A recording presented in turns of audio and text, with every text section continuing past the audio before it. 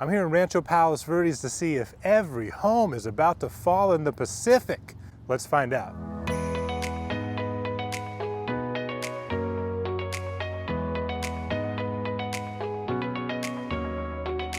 What's going on, everyone? My name's Tony Butita. I'm a local realtor and native here in Palos Verdes in the South Bay. So I'm in Rancho Palos Verdes right now. I'm on the back side of the peninsula. There's been a lot of news in the area. So this video is not going to be like a long historical overview of what's going on. This is just going to clear a few things up, hopefully for some of you who are seeing on the news that homes and churches and people and everyone's falling into the Pacific or falling off of cliffs or going into canyons. Let's straighten things out a little bit. Here on the channel, I did a video a little while back called Palos Verdes Overview. If you're not familiar with Palos Verdes, it's a good one to check out that just breaks down what is the peninsula, where is it, what are the 4 cities, where are they?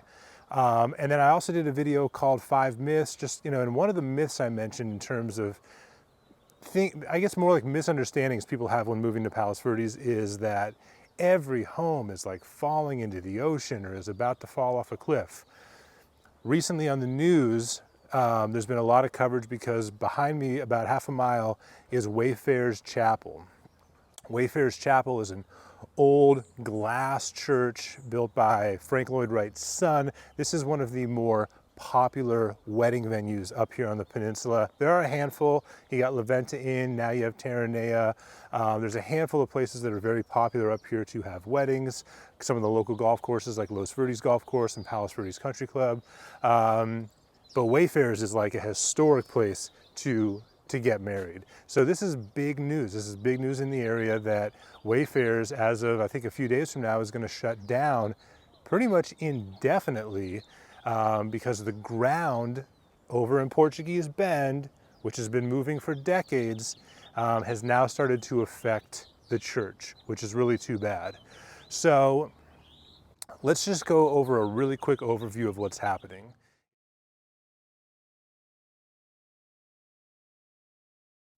So where exactly is this happening? If you're not familiar with the area, here's some context. The Palos Verdes Peninsula is a sub-region of the Los Angeles metropolitan area, located roughly 25 miles south of downtown Los Angeles and 15 miles south of LAX. The Palos Verdes Peninsula is made up of 4 cities and is home to roughly 80,000 residents. The area which is sliding is on what most locals would refer to as the back of the hill, which is the south-facing or southern-facing part of the peninsula. As you can see, most of this area is hills and canyons and not really an area that would be developed into neighborhoods. Now, there are definitely homes back here, which were mostly built in the early 1900s before anyone was aware of the land movement. It was in 1957 that the land movement was noticed and addressed. So this land has been moving for thousands of years. According to some experts, they say even 250,000 years. Obviously, we didn't really know about it until 1957. Wayfarers Chapel was built between 1949 and 1951, before anyone really knew about this issue. Growing up here in the 80s and 90s, the area everyone was very aware of was Portuguese Bend, where the road was and still is constantly being worked on. Wayfarers is sitting on top of the Abalone Cove slide area, which is starting to really affect the church. You can actually see the road right there in front of the church buckling pretty badly. That's the first time I've ever seen that area of the road really do that. So what does this all mean? If you're seeing this on the news, it probably seems like it's totally chaotic and out of the blue. Unfortunately, this has been going on for a while and people here have known about it for a while. It doesn't mean that the situation isn't a total bummer. It's very, very sad what's happening to Wayfarers Chapel and any surrounding homes that are affected by this problem. In the last few months, I've had a number of conversations with buyers who were thinking of moving to Palos Verdes, but now they're kind of thinking twice. If you're in that situation, here's some things I would consider. Here's the entire peninsula. There's Wayfarers down at the bottom of the screen. This is the affected area. This is a pretty small portion of the peninsula. The vast majority of homes, and especially homes you're going to see for sale, aren't even located in this area.